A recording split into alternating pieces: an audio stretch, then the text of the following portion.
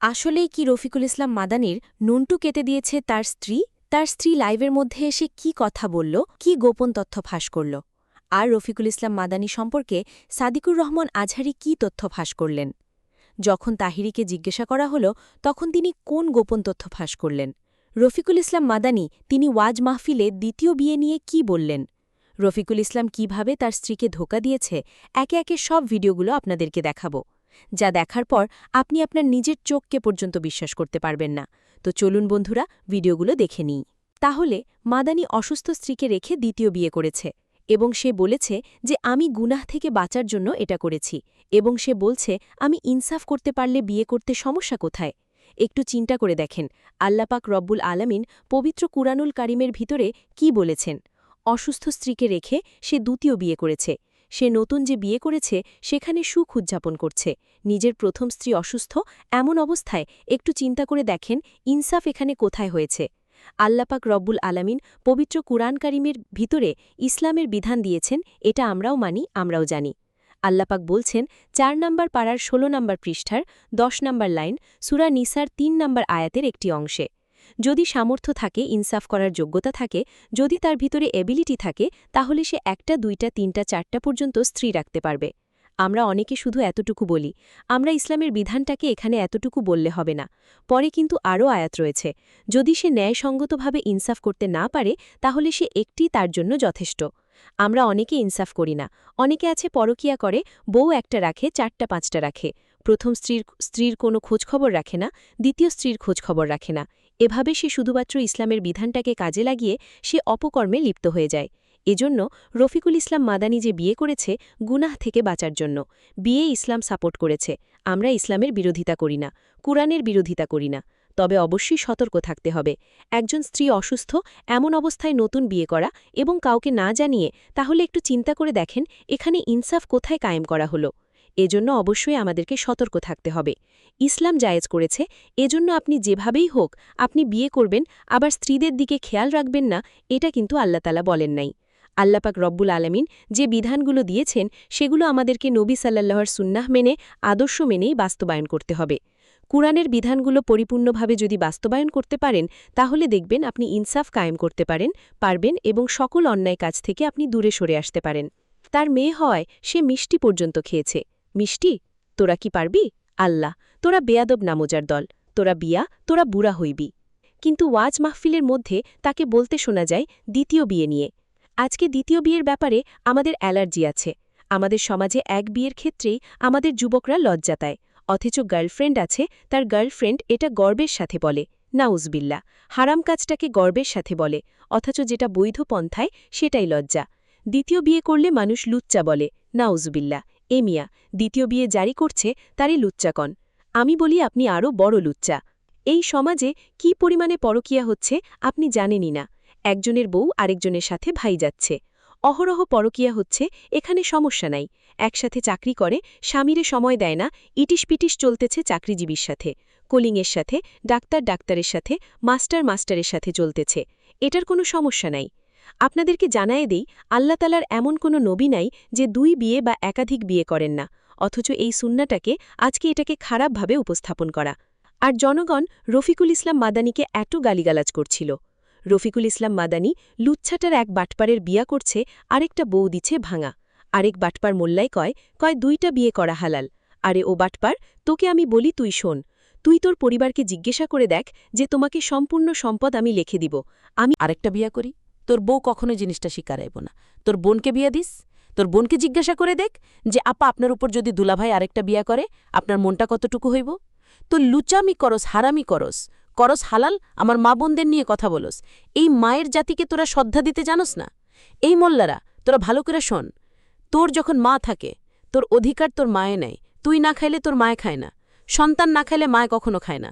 তোর মা চইলা গেছে, মৃত্যু হয়ে গেছে, আমার মা চইলা গেছে, মৃত্যু হয়ে গেছে, তখন আমার অধিকার কার? আমার স্ত্রী।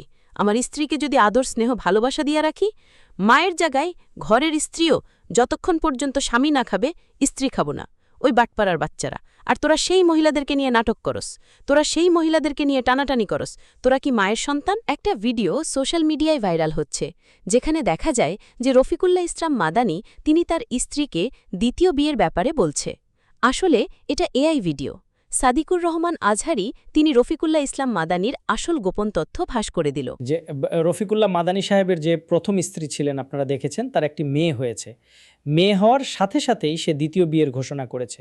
আমি এতটুকু মনে করি যে তার প্রথম সন্তান জন্মগ্রহণ করার সাথে তার স্ত্রীর অনেক কষ্ট, অনেক দুঃখ জড়িত আছে। সে 10 মাস 10 দিন তার বাচ্চাটাকে পেটে ধারণ করেছে। রাত্রদিন কিভাবে কেটেছে একমাত্র সেই ভালো বলতে পারবে। সে বাচ্চাটিকে প্রসব করার পরপরেই 3 দিনের মাথায় সে দ্বিতীয় বিবাহের বাস্তবায়ন করেছে। তবে আমি এতটুকু বলতে পারি, প্রথম স্ত্রী রফিকুল্লাহ মাদানীকে একটি উত্তরাধিকার উপহার দিয়েছে, আর দ্বিতীয় বিয়ের মাধ্যমে রফিকুল্লাহ মাদানীর প্রথম স্ত্রীকে একটি সতীন উপহার দিয়েছে। তবে দ্বিতীয় বিয়া জায়েজ আছে। আসসালামু আলাইকুম। রফিকুল্লাহ ইসলাম মাদানিকে এক মাহফিলের মধ্যেও বলতে শোনা যায় দ্বিতীয় বিয়ের পক্ষে ও বিপক্ষে। তুমি যে এক বেটি ঘরে রাইখা কত বেটির সাথে কথা বলো এটা তো সবাই জানে। সমাজে জিনা পড়ে গেছে, পরকিয়া পড়ে গেছে। দ্বিতীয় বিয়ের কথা বললেই হুজুর ভালো না, আমার মা বোনেরা কষ্ট পাবে। আস্তাগফিরুল্লাহ। ও প্রিয় মা, প্রিয় বোন, কষ্ট নিয়েন না, কষ্ট নিয়েন না। আপনাদের সাথে যারা ইনসাফ করতে পারে কথা ভালোভাবে বুঝেন। যে বোনদের সাথে একজনের সাথে ইনসাফ করতে পারে না, তাদের কাছে ওই ছেলে, ওই যুবকের কাছে আমরা 2 বিয়ে করতে বলতেছি না। দিচ্ছি না তো। আমাদের বক্তব্যটা বুঝবার চেষ্টা করেন যে সমাজে প্রক্রিয়ার অভাব নাই। হায়রে বাপলে বাপ, স্কুলের শিক্ষক শিক্ষিকা নিজের বউ রাইখা পছন্দ হইলে পরক্রিয়া ঘটতেছে। আল্লাহ মাফ করুক, আমার শিক্ষক শিক্ষিকারা কষ্ট পাবেন কথাগুলো শুনলে, মাফ করবেন আমাকে। সবাই আপনারা এমন আমি বলছি না। কলিগ, সোয়েটার, গার্মেন্টসে চাকরি করে একসাথে স্বামী স্ত্রী, বাদ দিয়া অবৈধ বেলা নেশা চলছে। বিভিন্ন কোম্পানিতে, বিভিন্ন চাকরিতে, বিভিন্ন জায়গায় অবাধে পরকিয়া চলছে। নাউজুবিল্লাহ। এদেশের নাটক সিনেমাগুলোতে পরকিয়াকে প্রমোট করা হচ্ছে। বাচ্চাকে স্কুলে দিয়ে দিছে, মাও দিছে, আরেক পুরুষও আসছে বাচ্চারে নিয়া। এবার 2 জন বাইরে বসা থাকে, আর কি করবে? খুঁতে এভাবেই প্রেম, আস্তে আস্তে এভাবে সম্পর্ক। আরে ভাই আর বলিন না, আপনার ভাই তো আমারই সময় দেয় না। আস্তে আস্তে শুরু হয়, তাহলে আপনি কিছু সময় দেন। আস্তাগফিরুল্লাহ। আল্লাহ তাআলা আমাদের ক্ষমা করুক বলেন, আমিন। আমি আজকে মাসালার ওয়াজ করতে বসিনি, কিন্তু কথা যেহেতু আসছে এজন্য বলে ফেললাম। দেখেন, মাসালাটা কিংবা একাধিক বিয়েটা ইসলামী শরীয়তে জায়েজ অবশ্যই, কিন্তু প্রথম স্ত্রীর অধিকার আদায় করার সামর্থ্য থাকতে হবে। অধিকারের মাসালা এগুলো মুফতি কেরাম আছেন, তাদের কাছ থেকে জেনে নিবেন। প্রিয় ভাইয়েরা আমার, যে কথা বলতেছিলাম মনে আছে? একটা মেয়ে, এই আপনারা কেউ ভিডিওটা দেখেন নাই? মেয়েটা বলতেছে আমার বয়ফ্রেন্ড আছে, এজন্য আমি উৎসাহ পেয়েছি, আমার পরীক্ষা ভালো হয়েছে, সে আমাকে পড়াশোনায় উৎসাহ দেয়, সে আমার পড়াশোনা দেখায়া দেয়, আমাকে কোনগুলো কমন পড়বে এগুলো বলে দেয়, রাত্রেবেলায় বিশেষ ক্লাস করায়। তো বলছে ভিডিও দেখছেন কি না? এরপরে বলতেছে আমার আব্বু আম্মু সেগুলো জানে। আমার আব্বু আম্মু আমি কি বলতেছি? প্লিজ যারা দেখছেন বলবেন, বাড়ায়া বলতেছি। প্রিয় ভাইয়েরা আমার, একই সময়ে একই এসএসসি পরীক্ষার পরে আরেকটা ভিডিও আলোচিত হয়েছে, একই রকম ঘটনা মিডিয়ায় এসেছে। সেটা কি? একটা মেয়ে বলতেছে আমার ইচ্ছে ছিল না বিয়ে করার, কিন্তু বাবা মার চাপে আমাকে বিয়েটা করতে হয়। আমার বিয়ে করার ইচ্ছে ছিল না, বিয়েটা হলো, কিন্তু আমাকে ডিভোর্স দিয়ে দিয়েছে আমার স্বামী। আমার ডিভোর্স হওয়ার কারণে আমি ভালো পরীক্ষা দিতে পারি নাই, আমি বিয়েতে রাজি ছিলাম না। একটু খেয়াল করেন, দাজ্জালি মিডিয়া, সেই ভারত নিয়ন্ত্রিত রয়ের দালাল বাংলাদেশি মিডিয়ার চক্রান্তটা একটু খেয়াল করেন। একটা মেয়ে বয়ফ্রেন্ডের কারণে পরীক্ষায় ভালো রেজাল্ট করতেছে। আর বন্ধুরা, এখন আমরা রফিকুল ইসলাম মাদানির প্রথম স্ত্রীর মুখ থেকে সব সত্য শুনব, কিভাবে রফিকুল ইসলাম মাদানি তাকে ধোঁকা দেয়। চলুন ভিডিওগুলো দেখে নিই। তাহলে আমি যেখানেই যাই সেখানেই কষ্ট। আমাকে কেন কোনো মানুষ গ্রহণ করে না? আমি কি এই সমাজের এতটাই ফিকে? এই ভালোবাসার কি দাম আছে? আমাকে সবাই স্বার্থে ব্যবহার করছে, আমি সবার স্বার্থে। তো আমার বাবা মার সাথে সম্পর্কটা ভালো যায় না। তারপর আমার বাবা, যেহেতু আমরা 4টা ভাই বোন ছিলাম, বাবা মার সাথে ডিভোর্স হয়নি, কিন্তু বাবা খরচ দেয় না বা এরকম কিছু। তখন আমাকে একটা ফ্যামিলিতে দিয়ে দেয়, অন্য ফ্যামিলিতে বড় হই।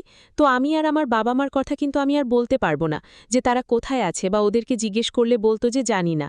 আমিও কিন্তু তাদেরকে খুঁজতে থাকি, কিন্তু তাদের দেখা আমি আর পাইনি। তো আমি এক পর্যায়ে ওই ফ্যামিলিতেই বড় হই। সেই ফ্যামিলির বাবাটা খুব ভালো ছিল, মানে আমাকে খুব আদর করত। তো আদর করত বিধায় ওই ফ্যামিলির ছেলে মেয়ে আমাকে দেখতে পারত না। যেহেতু আমি এতিম, ওই হিসেবে কিন্তু আমাকে বাবা কেন আদর করবে? তাদেরকে আদর করে না। তো সেই ক্ষেত্রে কি হয়, যে দেখা গেছে যখন বাবা চলে যেত তখন আমাকে বিভিন্ন জায়গাতে আঘাত করত, যাতে আমি চলে যাই এখান থেকে। তো তারপরে আস্তে আস্তে ওখান থেকে বড় হই, এভাবেই আঘাত পেয়ে বড় হই। তারপরে বাবাটাও মারা যায়। মারা যাওয়ার পর এক পর্যায়ে আমার এখানে টিকে থাকা বলেন, বেঁচে থাকা বলেন, খুবই কষ্টকর হয়ে ওঠে। তো তখন আমার এই যে একজন ছেলের সাথে আমার পরিচয় হয়, ওই ছেলেটা আমাকে পছন্দ করে। কথাবার্তা হওয়ার পর তখন উনি আমাকে প্রস্তাব করল বিয়ের। বলছে, ঠিক আছে, যদি আমাকে তোমার পছন্দ হয় তাহলে আপনি আমার বাসায় প্রস্তাব পাঠান। তো পরে বলল, হ্যাঁ, আমি প্রস্তাব পাঠাবো। তো একদিন দেখা করতে আসছে, দেখা করতে আসার পর সে আমাকে ধানমন্ডিতে নিয়ে আসে। তো এক পর্যায়ে কথা বলতে বলতে তখন আমি তাকে এই কথাটা বলছিলাম যে আমার জীবনে কিছু ঘটনা আছে, আপনার আসলে জানা দরকার। তখন সে আমাকে ওই বলার সে সময়টা আর দেয়নি যে আমি যে এই ফ্যামিলির কেউ না বা তাদের রক্তের কেউ না। হ্যাঁ, তো তখন সে আমাকে বলল যে আমি কোনো কিছু শুনতে চাই না, আমি তোমাকে বিয়ে করতে চাই। বললেন না ব্যাপারটা? না, তখন আর বলা হয়নি। তো তখন সে আমাকে এক পর্যায়ে বিয়ে করবে। তখন আমি চিন্তা করলাম যে আমিও তো এই জায়গাতে অনেক কষ্ট করেই বড় হয়েছি। তো এখন যেহেতু সে আমাকে বলতেছে, তো অত কিছু চিন্তা করিনি। তো সে আমাকে এক পর্যায়ে বিয়ে করল। বিয়ে করার পর সংসার শুরু করলাম। আপনি আজ যে বাসায় থাকতেন সেখানে আর ফেরত গেলেন না? না, ফেরত গেলাম না, কিন্তু তাদেরকে আমি জানাই। ৩ দিন পর আমি তাদেরকে জানাই যে মা, এরকম এরকম বিয়ে করছি, চিন্তা করো নাই যে তোমাদের জামাই, একটু কথা বলো। তো ওইভাবে আর কি বলে, ও বলতেছে যে সমস্যা হবে না, আপনার মেয়ে আমার কাছে ভালো থাকবে। বলার পর ও আমাকে আমার শ্বশুরবাড়ির ওখানে একটা বাসা নেয়। বাসা নেয়ার পর তখন তার বাবা মায়ের কাছে খবর যায় যে এরকম এরকম আপনার ছেলে বিয়ে করে। বিয়ে করার পর তখন তার বাবা মা পরের দিন কিছু লোক নিয়ে আমাকে নিয়ে আসে। ওর বাবা মা একটু হয়, তো তখন ওর বড় ভাই বলল যে মেনে নাও মা, মানুষ তো, বিয়ে যেহেতু করে ফেলছে, সে তো মানুষ। বলার পরে এই যে এইভাবে এই ফ্যামিলিতে আছি। তো তখন আমি দেখলাম যে এই ফ্যামিলিতে আমি গেছি, ওরা অত্যন্ত ভালো মানুষ, শিক্ষিত একটা পরিবার, অত্যন্ত ভালো। তখন আমার বাবু পেটে আসে। ও আমাকে বিয়ে করছে, ওর একটা স্বার্থ ছিল, তার জন্য সমস্যা ছিল। তো ওই সময় তার বিয়ে করা জরুরি ছিল। তো তখন সে আমাকে বিয়ে করছে। তারপর যখন আমার বেবি হয়েছে তখন সে বলতেছে আমি আর সংসার করব না। আপনাকে বলতেছে হঠাৎ করে? হঠাৎ করে, বাবু পেটে আসার পর। পরে আমি বলছি, তখন আমার শ্বশুর, আল্লাহ জান্নাত নসিব করুক, উনি মারা গেছেন 1 বছর হয়েছে। তো উনি তখন বলতেছে, না, আমার বংশে যেহেতু বাতি আসতেছে, বাতি জ্বলবে, তুই থাকলে থাক, না থাকলে না থাক। ছেলেকে কথা বলছে। তোর বাচ্চা হওয়ার দায়িত্ব আমি নিলাম। আমার শ্বশুরই কথা বলছে। তখনই তাদের কথাতে বাচ্চাটা দুনিয়াতে আসে। এর মধ্যে তখন আমাকে প্রচণ্ড মারধর করত যে হ্যাঁ, আমি তোর সাথে সংসার করব না, তুই কি বুঝিস না, এই সেই, আমার একটা প্রবলেম ছিল, সেই জন্য আমি তোকে বিয়ে করছি, এখন তুই আমাকে আল্লাহর ওয়াস্তেতে তুই আমাকে মাফ কর। তখন আমাকে ওইভাবে রেখে, শ্বশুর শাশুড়ির কাছে রেখে আমাকে সে চলে গেল।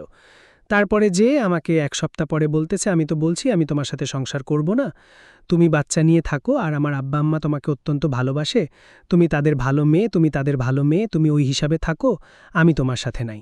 এ কথা বলে ফোনটা কেটে দিল। বাবু হওয়ার 3 দিন আগে সে আমাকে ডিভোর্স লেটার পাঠায় দেয়। তখন আমি আম্মাকে বললাম, আম্মা আমি কি করব এখন? আম্মা বলতেছে, আমি তোমাকে নিজের পায়ে দাঁড় করাবো।